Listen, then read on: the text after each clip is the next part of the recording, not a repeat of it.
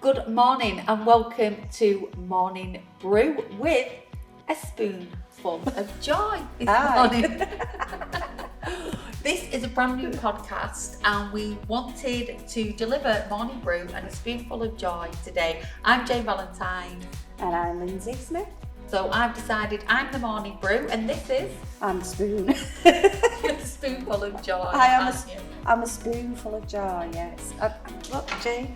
You brought your spoon. You brought your spoon. Amazing. This isn't the real spoon. We're going to have a really nice spoon with a face on it. Exactly. Hopefully it'll look and better than this. A cup for me.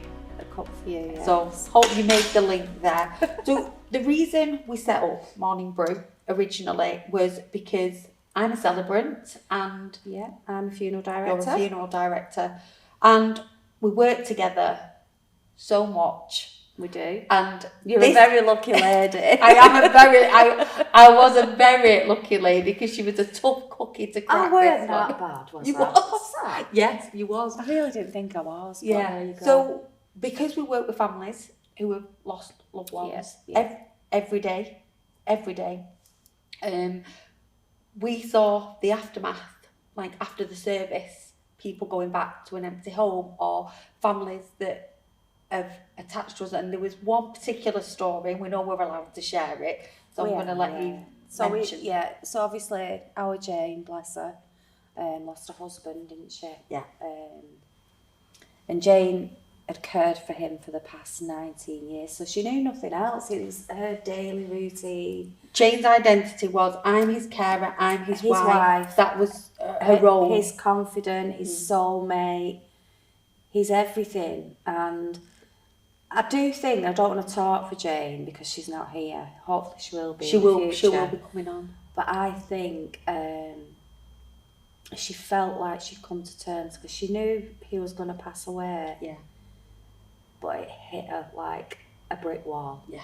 It did. You've got the anticipatory grief. Yeah. So you've got the anticipatory where you know it's coming. Yeah. So you're grieving. But then what we find is after the anticipatory grief, when the person has actually died, then the grief properly kicks it really in. Does, yeah, and it did. And we did have a really strong connection, but I think for Jane especially, she found comfort by being close to me. Yeah, and I think that's because obviously I was the last person to care for her husband. Yeah.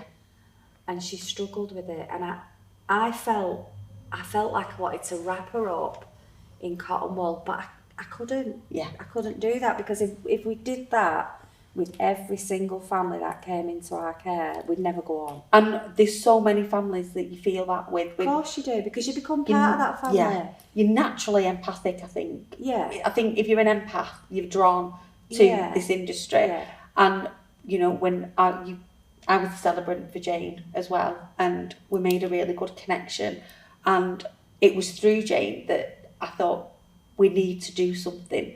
Can't just leave a family and then you're going home, aren't you, thinking about and thinking... Absolutely. Well, you feel... I was feeling like, I've got to do more. I've got to there's got to be something I can do here. Exactly. But obviously, we all have lives, so day-to-day routine, you're going home, you're sorting out the family, you're making the dinner.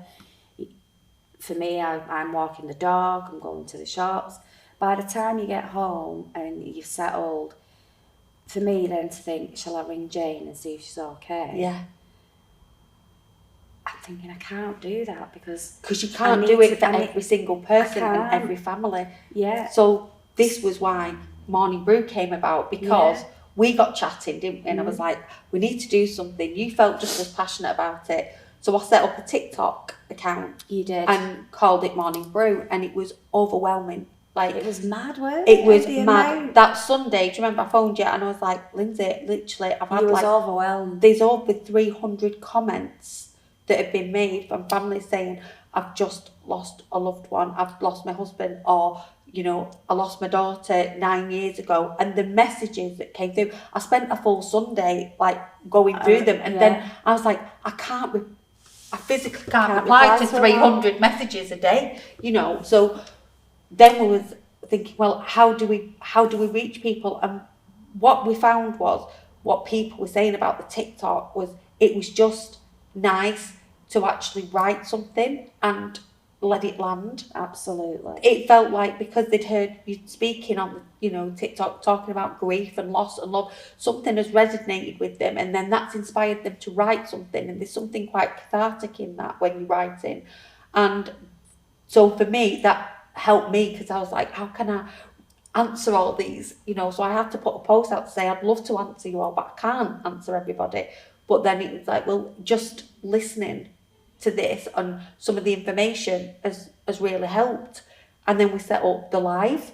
Yeah. So we said, right, okay, so at Academy HQ, where we're filming today, we set up a live group. So once a month we meet and we have a brew, and it's informal, isn't it? It's really nice because it's just a space. There's no pressure. If you don't want to come in and talk, you don't have to. If you want to come in and laugh, then we encourage that. Yeah. Everybody's allowed to smile after losing someone, and everybody's allowed to feel joy again without feeling guilty. I did it, did you? Yeah. Oh, absolutely. You feel like you shouldn't smile, especially around the time exactly when somebody's just passed away, and if somebody makes you giggle, or why do you feel guilt around that? Yeah. Because at the end of the day, it may not be for everybody, but death is a celebration of somebody's life. It is. And that person has been in your life, so hopefully 99% of the time, how lucky were you to have that person in your life? Exactly. To allow you to smile.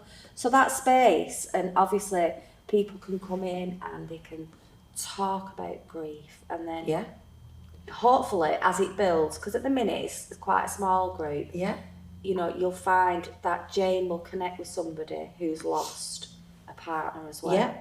At the minute there's nobody else in the group that's lost a partner, but obviously they've lost sisters, mums, and dads. I think it's getting people over the threshold, because there's an uncomfortability around death, and that's the other reason we wanted to do Mourning Brew, is because nobody talks about death openly. Nobody wants to talk about it, but it's inevitable. It's coming to us all. We're all going to die.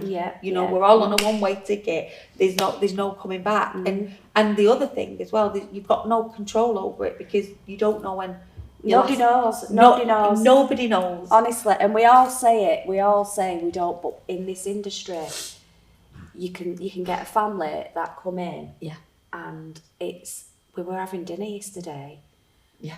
And it just happened, and the next thing, oh my God, and it doesn't matter how many times you hear that story. It's so absolutely shocking. We hear it all the time. They've just gone to Asda to get some sugar, and look, the gent, he went out, didn't it? Typical story, bless him. They'd been shopping. Yeah, been shopping, forgot the sugar. He turned to his wife and said, bloody hell, we forgot the bleeding sugar. Yeah. He said, I'm having a nap, I'll nip to Asda. He didn't come back. Never come back. And I think because we hear that every day, and I think there's something about when you go to a funeral, you're quite reflective, and you think, I've done it myself at funerals, and I think, I'm going to really appreciate life, and I'm going to really do this, really do that, before I was in this industry. And there's that beautiful quote where you're like, can't remember who's done it, but you'll go to the funeral, and then somebody will go back to work, and everybody life does go on, and then you're just disconnected. You remember them, but if more distant, but that person who was lost, that loved one who their world revolved around. Absolutely. People then will check in a little bit, or friends who you thought were friends don't check in at the time when you're at your lowest. So you do find who the people are. And I think with Jane, when you get somebody who's she's such a wonderful mum. She was a brilliant nana, an amazing wife, an amazing nana. She still has that overwhelming protection over her family, so she doesn't show them how she's feeling. Yeah. Which is not good. Yeah. So for her to be able to come here, absolutely, and to let all that out, but not only that, with Jane, we want to give her a purpose. Yeah. And she has got a purpose because she's a wonderful, wonderful woman. She is. And I think after her experience of caring for somebody for 19 years and then feeling the way she did after losing him, all she can do now is help other people get through. She knows the cycle of grief. Yeah, I think and it's not the same for everybody. No, it isn't. But I do think if you make a decision to serve other people, that gives you purpose in life. And I think absolutely a does. fundamental life skill is to wake up and have a purpose. It is. And if that purpose is for the greater good, then it kind of gives back, because it installs more self-worth in you and more confidence in yourself, and it's tiny little steps to take. Absolutely. Like, I feel since I got into this industry, like, I have changed on a cellular level. I don't even feel like I'm the same person I was. No, I'm exactly the same. And we've had this conversation, haven't we? Yeah, we both come from different industries, and then we've come into this industry, and it can't help but change it and make you get up every day and think, I'm grateful for my breath. Absolutely. Like, I'm grateful, and I feel like this is what I'm here for. Yeah, this is where I belong. I found my niche, and it wasn't intentional. It sort of fell upon me. Yeah. And it is, isn't it? Just a wonderful industry to work in. The most beautiful industry. People say to me, do they say it to you? Oh my God, you work in the funeral industry. How could you do that? And it's like, how could you do that? And they'll go, don't you find it depressing? Don't you get too upset? Don't you get this? Of course we get upset. Of course. Of course we do. But oh my God, how privileged are we? Because it's the most important journey in anybody's life, isn't it? And it's the most important journey for the family to arrange. And for us to be part of that. Yeah. People arrange, don't they? Like, they've had a baby, let's celebrate the baby's life. We've got weddings, really big milestones in people's lives. We do celebrate. And I think we're losing the art of rituals and celebration. Massively. And it takes us on to a very hot topic, which we're going to go into on a different episode, but like direct cremations. We've seen families and the aftermath after a direct cremation. The families are just, people are losing the connection between how important it is. And there's the question, is a funeral for the person that's gone or the person who's left behind? Well, it's a mixture, isn't it? It's very much a mixture. And I think that is something for the living to think about, for somebody that, because a lot of people are very brave and they do arrange their funerals before they pass away, but also on another level, I think a lot of people have to think about, I want a direct cremation. Even I say it, Jane. Yeah. Just put me in a bin, get rid of me. But yeah, that's not what 90% of the family want. No. And that is part of the grieving process. A funeral is a celebration. It's part of your goodbye. And when your loved one demands that they want a direct cremation, and you carry that out because obviously you're respecting their wishes, a lot of the time it leaves a family at loss. They feel like they've not put closure on the death. Absolutely. And I think that the lack of human connection is getting more and more with mobile phones, social media, and the lack of human connection it's almost like it's, and because nobody wants to talk about death, nobody wants to deal with death, it's almost like it's another way to just shove it aside. And then people go, oh well, it's the cost of it. Actually, a direct cremation and like a really good affordable funeral director, there's not much difference. There's not much difference at all. So you can still have your service. That's what's being sold. Yeah. That's what's being sold to people, but there's really not much difference. And then the families afterward don't realise they've gone, because nobody's talking about it. Nobody's talking about the people who are left after the direct cremation. They go, well, I didn't know what to do. I knew they were going. I knew what time they was going, and we had a little gathering. But it was just the weirdest thing, because it just feels as though like they were here and then they're gone. They're gone, and it's also a build-up process, isn't it, arranging a funeral? Yeah. Because initially, and as hard as it is, and I think this is another good thing for Mourning Brew, somebody passes away, and then for 2 to 3 weeks, depending on how long the funeral takes, you're busy. you're busy arranging things, Yeah. you're busy sorting things out, you know you're working up to that day. And then once that day's been and gone, everything goes back to normal, and that's when grief really hits home. Definitely. So that's a point where you could then think, you know what, yeah, I'm going to take this on board, and I'm going to go to Mourning Brew. Yeah. And I'm going to sit with people that are feeling exactly the same way I do. And we've had like young people, haven't we, come through the door and they've lost a parent, or just anyone in general. Yeah. They've lost somebody and they go, I don't know what to do. I don't know what forms I need. Where do I need to go? What happens? Absolutely. You being a funeral director, you see that side. Can you give sort of like the top 5 things that, so if somebody say died at home, what would that process be? Because a lot of people don't know. A lot of people don't know, and it does always depend on circumstances.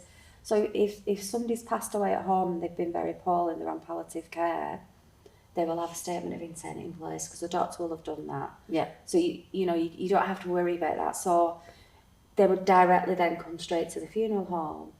If somebody passes away at home unexpectedly, depending on the paramedic and the police, because obviously you would phone an ambulance. Yes. It's what you do. If there was no suspicious circumstances, then they can go to the funeral home, but it would be more than likely that coroner would get involved and they would have to go to the hospital for a post-mortem. Yeah. I mean, we come across families who don't even know what a coroner is. Absolutely, yeah. So, a coroner is a person that deciphers the actual cause of death. Yeah. And decides whether a post-mortem is needed or not, Mm-hmm. whether an investigation is needed or not. And it sounds scary because it sounds quite legal to Well, families, doesn't it? And yeah, they think, is something wrong? Is it? I feel like something's like, why is it a coroner? And I feel like something's gone wrong. And that's where we come in. So Yeah. it's common. It's, police coroners get involved all the time. Yeah. But that's just a process. Yeah. It's something they have to do, to get to the bottom of what's going on. Somebody who's passed away at home and there's no suspicious circumstances, but it was unexpected, they will go to coroner eventually. I would imagine they may have a scan and that would detect exactly what's happened. Yeah. They may have to have a full invasive post-mortem. Yeah. And that would detect what's happened, or it might not. Yeah. And then when you say to them it's going to go to an investigation, the fear of God comes in. Oh my God. It's the language. It's the language. Because you associate investigation with a crime or something. So the language is quite fearful. It is. And they think, how long is it going to be before the funeral? But they will release the deceased person and we can lay that person to rest. An investigation will take place, but what the coroner will have done is taken bloods, maybe it's skin samples, fluids, and they will sit in toxicology. They'll take everything they need to sit in pathology to figure out exactly the cause of death. So don't panic, you can still have a funeral. But I think what we need to do, Jane, and you'll agree, is write all these questions down, and I think every time we film, we'll have one topic to talk about. Because absolutely. Rather than overload people with all these different things. Yeah. Because there is so many. It's nice if people write comments underneath, and then if what you want to know, and then we can answer. Yeah. Absolutely. And we're going to have guests in as well, so we're getting different guests in, and we're going to be talking about different aspects of grief or death or the practicalities of a funeral as well. So, and I think it's really important that all of these things are talked about. Absolutely, because I think a great thing, because we're going to have some guests in a short while. Yeah. So we're going to have Andy and Niall from Manchester Crematorium. I'm not going to answer this question, but a lot of people I know would ask the lads. Yeah. Do people get cremated on their own? Yeah. Do they go in the cremator in the coffin? Yeah. So them type of questions, them lads first hand, even though I could answer them now, I'm not going to do. Yeah. But so many people are so interested. And you know what? I'll find as well sometimes, sorry, I might be going off at a bit of a tangent here, but when I'm doing an arrangement, I'll get the odd really inquisitive person, which is really interesting. Yeah. Because a lot of people don't want to ask questions, but you'll get that one person now and again. and they'll ask what's embalming, how's it done, where does the deceased stay when we're not here, do you take them out of the coffin, do you do, and I embrace all them questions. Please ask me. I think as a celebrant, I didn't want to just go in and go, right, I'm a celebrant and this is what I'm going to do. I've been behind the crematorium, I've been at a body being embalmed. You've helped me dress. I helped you dress deceased as well. And I think it's really important to have that connection and to know, because you're going out to families and families will ask you these questions, and I want to be able to answer. You can't answer everything, but the more knowledge I've got about the industry, and so I know that that's the type of person that I am. I want to know, so if somebody asks me a question, I can go, well, it's this, but it's all done with respect. But it's so interesting as well. It's so interesting. And people shouldn't be scared of asking the questions. And absolutely not. People will say to me, don't think I'm weird. Yeah. But why would I think you're weird? Yeah. If you don't know, you don't. It's not something you do every day. No, it's not. So I remember that obviously when you helped me dress the lady, and it was a Hindu funeral, a beautiful funeral. And I remember we dressed her and we were talking to her, and you was doing her hair and you was brushing it, and me and you were talking, and we were talking to the deceased lady. We got her looking beautiful, and we come out and you said, I really enjoyed that. I did. And I really did. And it does give you was over. I didn't know the lady, but I had an overwhelming amount of love. Sort of connect? Yeah, she was gorgeous. She was so lovely. You've got a love for them, because you're sending them on that last journey, and it's one of the most beautiful things you can do. And it's one of the most respectful things. Keeping her dignity, making sure she's all fresh, she's clean, she looks beautiful. For the family to come in and then... And for her. And for her, absolutely. And it is a beautiful thing. It truly is a gift. And I do think when you're in the industry, you do, you find that, don't you? And sometimes at funerals as well, there's some certain funerals that I've done, I've said to you in the chapel, did you feel the love in the room? How many times? Did you just feel it? It's more overwhelming, isn't it? Yeah. We saw it's really strange. Yeah. And I must admit, it's good to talk to you, because I can't go home and explain that. Exactly. Because they don't understand where I'm coming from. No. But you do. Absolutely. And you can just, it's a feeling. And you can't, there's no words really to articulate it. I look at you and you're stood up there and I'm waiting to walk down, and you'll give me the smile and I'll give you, and I'm like, and then I'm thinking, don't look at me because I'm going to cry and you'll be the same. Because I feel it. Last week I was at Duckingfield, and the lady who I did the service for, she was a really vibrant woman, like always glammed up, or with her heels on, and they called her trotting trees up the thing, because she always had her heels on going up to the pub, and it's just like real life. And I'd just done the committal, and I got back to the lectern, and the sun came in, and it was like radiant, and I actually mentioned it in the, I went, she is definitely a ray of sunshine, isn't she? Like, look at the light she's just brought us. Yeah. And it was a feeling. It's the feeling. It's a feeling, and you can't describe it. But when the sun came out and it just filled the room, I felt it, and I knew people in the room had felt it too. And when people came out of the service afterwards, they was like, that was the most amazing. It was like she just went, bye. See ya. I just finished the committal. It was like, I'm off. I know. And how many examples? We did the burial at Denton last week, and the array. Do you remember the birds? The birds, they were making so much noise. Yes. And as soon as they'd lowered the coffin and you'd done the end, they're gone. They're gone. But they were so noisy. Really? Everybody was looking I felt like at I was them.